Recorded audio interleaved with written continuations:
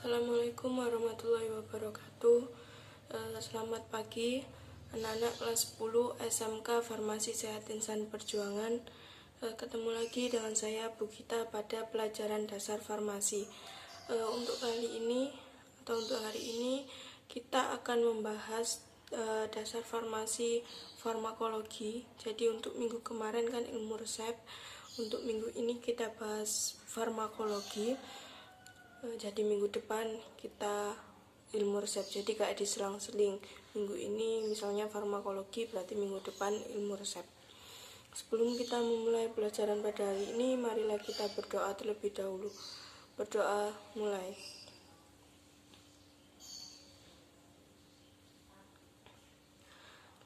Berdoa selesai. Baik, untuk materi kita kali ini yaitu tentang bentuk-bentuk sediaan obat secara farmakologi. Ya, jadi bentuk-bentuk sediaan obat secara farmakologi. Bentuk sediaan obat itu dibagi menjadi obat padat, sediaan padat, kemudian sediaan setengah padat, sediaan cair, dan yang terakhir sediaan gas. Jadi yang akan kita bahas pertama yaitu tentang sediaan padat. Sediaan padat itu terdiri dari pulvis atau pulveres atau disebut dengan serbuk. Ya, jadi kalau dalam farmasi serbuk itu pulvis atau pulveres. Bedanya apa? Kalau pulvis itu serbuk tak terbagi, sedangkan pulveres serbuk terbagi.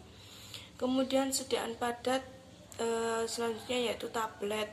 Tahu ya kalian tablet bentuknya bulat. Kemudian kapsul itu ada kapsul keras dan ada kapsul lunak. Kemudian pil itu hampir sama dengan tablet. Kalau tablet bentuknya agak besar, tapi pil itu kecil-kecil. Kemudian supositoria itu bentuknya seperti peluru. Biasanya itu dimasukkan di dalam penggunaannya dimasukkan di dalam dubur. Kemudian implan atau pelet atau susuk itu masuk sediaan padat. Ya, ini pembahasan untuk pulveres atau pulvis atau serbuk. Jadi serbuk itu merupakan campuran kering bahan obat atau zat kimia yang dihaluskan. Tujuannya untuk pemakaian luar dan pemakaian dalam. Pulveres adalah serbuk yang masing-masing dibungkus, ya tadi serbuk terbagi yang dibungkus dengan pengemas yang cocok sekali minum. Contohnya apa? Seperti puyer yang kalau kalian periksa ke dokter kemudian dikasih kayak puyer ya yang ada di gambar ini. Kemudian pulvis adalah bentuk jamak dari pulveres. Ya, ini serbuk tak terbagi. Contohnya untuk serbuk oral yaitu puyer bintang 7, kemudian puyer walang kerik ya. Kalau serbuk untuk obat luar contohnya sulfanilamid. Kenapa kok untuk apa serbuk luar? Ya kayak bedak itu termasuk pulvis ya. Jadi digunakan untuk pemakaian luar. Yang kedua tablet yaitu sediaan padat yang mengandung bahan obat dengan atau tanpa bahan tambahan. Bahan tambahannya berfungsi untuk yang pertama sebagai pengisi, kemudian pengembang, pengikat, pelicin atau fungsi lain yang cocok. Berat tablet itu antara 50 mg sampai 200 mg. Jadi umumnya sekitar 200 mg sampai 800 mg. Kemudian ada macam-macam tablet ya. Nih, yang pertama ada tablet salut. Jadi tablet salut yaitu tablet yang disalut dengan satu atau lebih lapisan dari campuran berbagai zat. Ya. Kemudian macam-macam tablet salut. Yang pertama ada salut gula, kemudian salut tipis, dan yang terakhir salut enterik. Untuk yang tablet salut gula itu merupakan tablet yang diberikan lapisan salut dengan larutan gula yang khusus untuk obat. Tablet salut biasanya diproduksi itu dengan tujuan yang pertama untuk menutupi rasa, kemudian warna dan bau yang dihasilkan dari zat aktif yang berada dalam campuran tablet. Contohnya untuk salut gula yaitu antiza tablet. Ya, obatnya untuk yang salut gula yaitu obat antiza tablet. Kemudian tablet salut tipis. Jadi tablet jenis ini tuh merupakan jenis tablet yang disaluti atau yang dilapisi dengan selaput tipis dengan zat penyalut yang disemprotkan pada permukaan tablet. Tujuannya yaitu untuk melindungi zat aktif yang berada di dalam tablet. Jadi kalau yang salut gula tadi digunakan untuk menutupi rasa, bau, warna. Kalau salut tipis digunakan untuk melindungi zat aktif yang ada dalam tablet. Contohnya untuk tablet salut tipis yaitu obat Neurosan B tablet. Ya. Kemudian tablet salut enterik yaitu tablet yang disalut dengan zat penyalut yang tidak larut dalam asam lambung tetapi larut di dalam usus. Tujuannya apa? Agar zat yang berada pada tablet dalam usus bukan di dalam lambung. Jadi lepasnya itu di dalam usus bukan di dalam lambung. Contohnya apa? Yaitu obat cacing, tablet Combantrin, kemudian Pirantel. Itu lepasnya agar di usus maka diberi penyalut salut enterik. Kemudian tablet Effervescent yaitu sediaan tablet yang menghasilkan gelembung-gelembung gas sebagai hasil reaksi kimia dalam larutan. Jadi gas yang dihasilkan adalah karbon dioksida atau CO2 yang berupa gelembung udara. Jadi tablet Effervescent ini terdiri dari campuran antara natrium bikarbonat dengan asam sitrat atau asam tartrat yang apabila dilarutkan ke dalam air maka akan menghasilkan gas CO2. Untuk tablet ini contohnya yaitu tablet Redoxon atau CDR. Ya, kalau dimasukkan di dalam air pasti keluar gelembung-gelembung. Jadi itu yang dikeluarkan yaitu karbon dioksida. Kemudian tablet sublingual dan tablet bukal. Jadi tablet sublingual ini yaitu tablet yang digunakan dengan cara diletakkan di bawah lidah. Jadi cara minumnya tabletnya diletakkan di bawah lidah. Kemudian sehingga zat aktif diserap secara langsung melalui mukosa mulut. Sedangkan tablet bungkal yaitu tablet yang digunakan dengan cara meletakkan tablet di antara pipi dan gusi. Jadi di sini ya, sehingga zat aktif diserap secara langsung melalui mukosa mulut. Contohnya apa? Yaitu nitrogliserin tablet dan Bukastem M tablet. Itu contohnya tablet sublingual dan tablet bukal. Jadi bedanya kalau sublingual dia diletakkan di bawah lidah, tapi kalau bukal diletakkan di antara pipi dan gusi. Kemudian tablet lepas lambat. Ya, jadi tabletnya dirancang pelepasan zat aktifnya sehingga tablet ini melepaskan dosis awal yang cukup untuk efek terapi yang kemudian disusul dengan dosis pemeliharaan. Sehingga jumlah zat aktif dalam darah cukup untuk beberapa waktu tertentu. Makanya disebut dengan tablet lepas lambat. Jadi lepasnya itu lambat. Mulai dari dosis awal, kemudian dosis pemeliharaan, dan yang terakhir dosis terapi.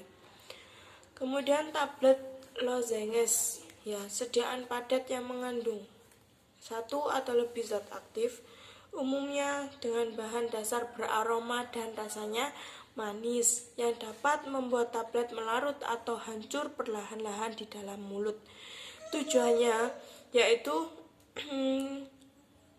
pada selaput lendir mulut atau tenggorokan, tetapi dapat juga mengandung bahan aktif yang ditujukan untuk absorpsi sistemik setelah ditelan.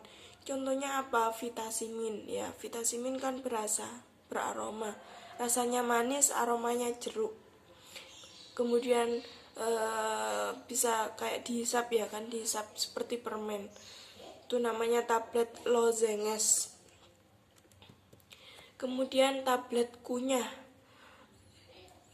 dimaksudkan untuk dikunyah sehingga meninggalkan residu dengan rasa enak di dalam rongga mulut, mudah ditelan dan tidak meninggalkan rasa pahit atau tidak enak. Biasanya menggunakan bahan pengisi seperti manitol, sorbitol, dan sukrosa sebagai pengikat dan pengisi.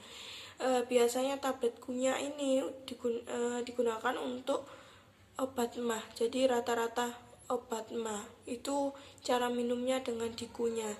Contohnya polisilen ya. Kemudian antasidadoen, promak itu kalau minum obat dengan dikunyah. Jadi rasanya kayak manis. Kemudian kayak isis ya kalau tablet kunyah. Kemudian yang akan kita bahas selanjutnya yaitu kapsul.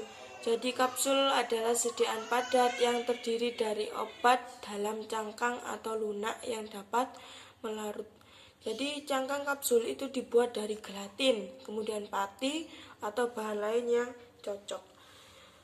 Kapsul dibedakan menjadi dua, yaitu kapsul keras dan kapsul lunak. Untuk yang kapsul keras biasanya itu berisi serbuk, granul, butiran, bahan semi padat atau cairan. Jadi kalau cangkang keras itu bisa dilepas, cangkangnya bisa dibuka. Kemudian warnanya itu menarik, jadi warna-warni. Kalau cangkang lunak itu biasanya berisi cairan, suspensi, pasta atau serbuk kering. Ini bedanya dengan kapsul keras. Untuk kapsul lunak tidak bisa dibuka ya, tidak bisa dibagi dua. Jadi terdiri dari satu satuan. Kalau keras bisa dibuka, terdiri dari tutup dan badan. Tujuan penggunaan sediaan kapsul yang pertama pasti menutupi bau dan rasa yang tidak enak. Kemudian menghindari kontak langsung dengan udara dan sinar matahari. Yang ketiga lebih enak dipandang soalnya bentuknya menarik. Dan yang terakhir mudah ditelan. Kemudian supositoria. Jadi supositoria yaitu sediaan padat dalam berbagai bobot dan bentuk yang diberikan melalui rektal, vagina atau uretra. Sediaan ini dapat melebur, melunak atau melarut pada suhu tubuh dan memberikan efek sistemik atau lokal. Jadi bentuknya seperti peluru. Sama lihat di gambar ya. Untuk contoh obatnya yaitu flagil, kemudian anti hemoroid ya. Dulcolak itu juga supositoria. Tujuannya untuk apa?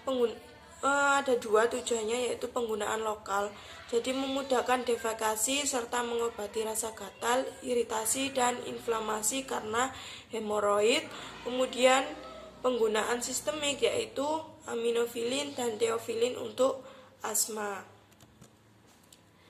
Kemudian yang kelima yaitu pil, suatu bentuk sediaan yang berupa bundar massa bulat dan kecil yang mengandung satu atau lebih bahan obat untuk pemakaian oral. Berdasarkan beratnya dibagi menjadi pil yaitu 60-300 mg.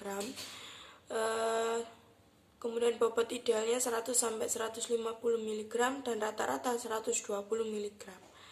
Kemudian boli, ada yang disebut boli, yaitu beratnya lebih besar dari 300 mg.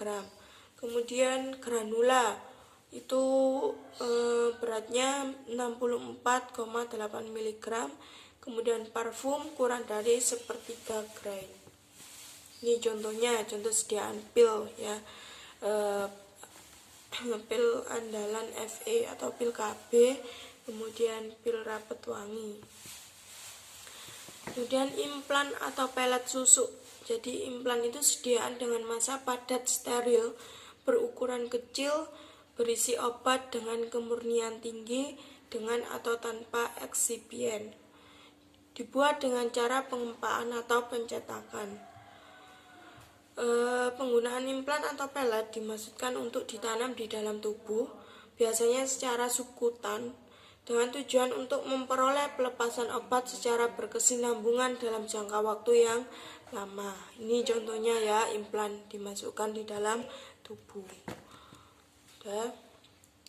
Untuk hari ini kita bahasnya sampai sediaan padat.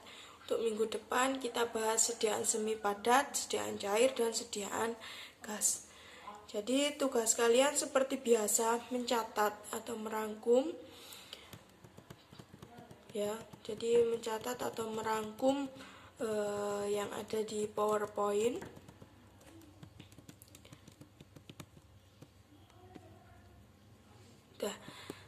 Terima kasih atas perhatiannya. Saya mohon maaf apabila ada salah kata. Saya akhiri. Wassalamualaikum warahmatullahi wabarakatuh.